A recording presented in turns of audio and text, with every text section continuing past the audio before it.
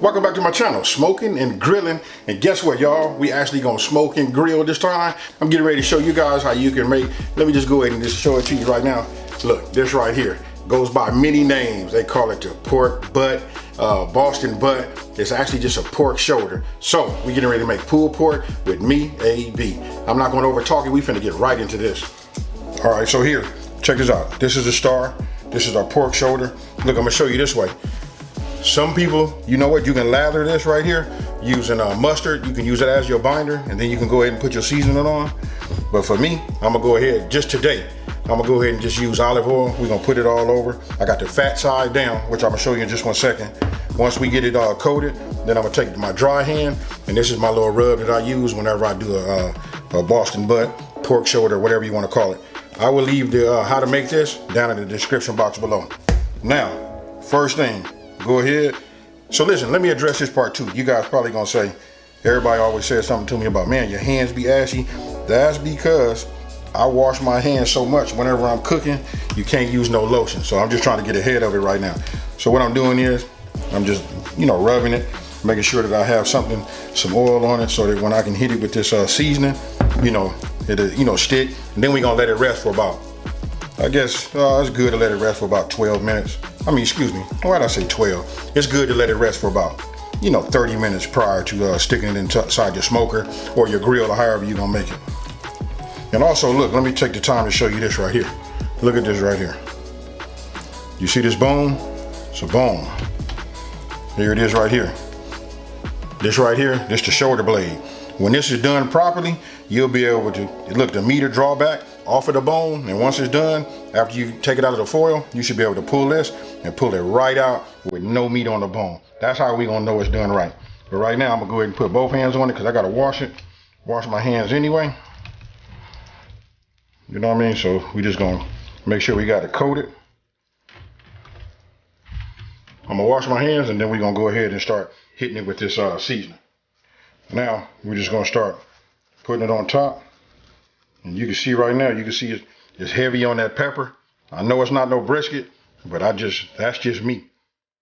I love the way pepper tastes. I like what it puts on it when you grill it.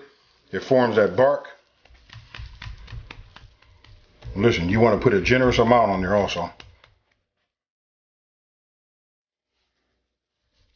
Don't be shy.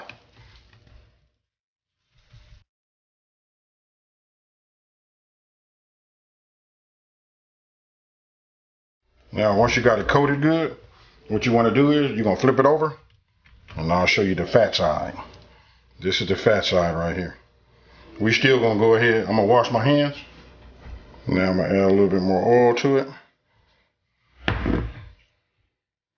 We're going to take our other hand, and we're just going to go ahead and add some more seasoning to it. Now, true enough, a lot of this is going to come off. You know what I mean? But right now, we just want to get it to soak in. And that's why we're gonna let it rest.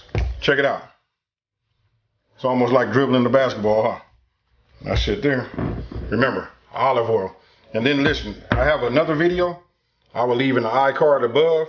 Go ahead and click on that if you want to see what it looks like when you do it with using mustard as a slather. Let me change that. Using mustard as your binder.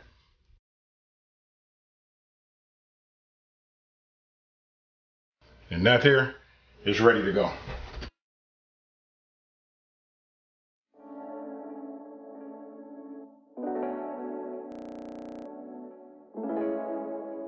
So I got my Rec Tec. It's up to temperature. We at 250 degrees. The pork butt has been resting, with the seasoning on it for about 40 minutes maybe. You know what I mean? It's at room temperature. It's absorbing all of the seasonings. And so what I'm getting ready to do is I'm going to go inside, grab it, put it on, and then we're going to spritz. And we're going to use a blend of apple cider vinegar. It's going to be a 50-50 with that and water. We're going to spritz it every hour, take a look at it. We're not going to wrap it. We're just going to put it on, and we're finna make it happen. Got the pork shoulder, Boston butt, whatever you want to call it. Got it seasoned. It's up to room temperature. Now it's time to put it on. And listen, we're going to make sure that fat cap, we want that to be facing up. Remember that, fat cap up. Again, we're going to insert it into our grill or smoker for 4 hours, and then on every hour we're going to spray it with a little apple cider vinegar and water, which would be a 50-50 mix. After you've done that, after 4 hours, then you want to bring it inside. Listen, you want to go ahead and I double wrap mine because you don't want to lose any of the juices. You know what, that aluminum is easy to tear. And then we're going to use this meat thermometer. This right here, this meat probe, listen, that's essential because we want to get the internal temperature up to 205 degrees. So you know what, you got to have that in order to find out what the inside is. And so we're going to go ahead and wrap it. We're going to be, extra careful that we don't tear the aluminum. And then we just, I kind of like stagger it. You see, I just readjusted it and then come back. You might want to put 3 on there, 3 layers, but that's that extra thick aluminum for grilling, and that right there hold up. Now, once you reach your final temperature, you can go ahead, listen, I let it rest for about 30 minutes, and then I go ahead and just open it up, and then I let it cool, naturally while it's wide open, just so that I'm able to, touch it. And that right there. Okay, you can see that fat cap. It doesn't always render. You don't want to overcook it. So if it's like that and it's extra thick, when I start shredding it, I just take it out. And there you go. You'll see this bone right here. Okay, we'll get this around. Now look, you want to talk about some flavor. You could just see how juicy it is. And just so you guys, you know what, a lot of people don't want to hear this, but listen, that fat inside of there, listen, that is the flavor. And you can see where it's kind of like that reddish pink. That right there is, from the smoke, from the smoker. That's what you're looking for. After you're done shredding your pork, you know what, you're going to have a lot. So listen, you got to be creative. You can make, baked potatoes with pulled pork on top. You can make sliders. You can do whatever you would like. You know what, just use your imagination and you'll be amazed. And what you just saw right there is I took some of the juices that was inside of the foil, and I just used that turkey baster and just added it on there. That right there just made it soup extra juicy. And then again, this is before I put on the barbecue sauce. I like mine fresh like this in the very beginning and barbecue sauce on some. So what do you guys think about that there? You know what, super easy to make. You know what, I know that I made this in a pellet grill. I use my Rec Tec 680. Listen, you can make it on a stick burner. You can use a Weber kettle grill. You can put them in the oven.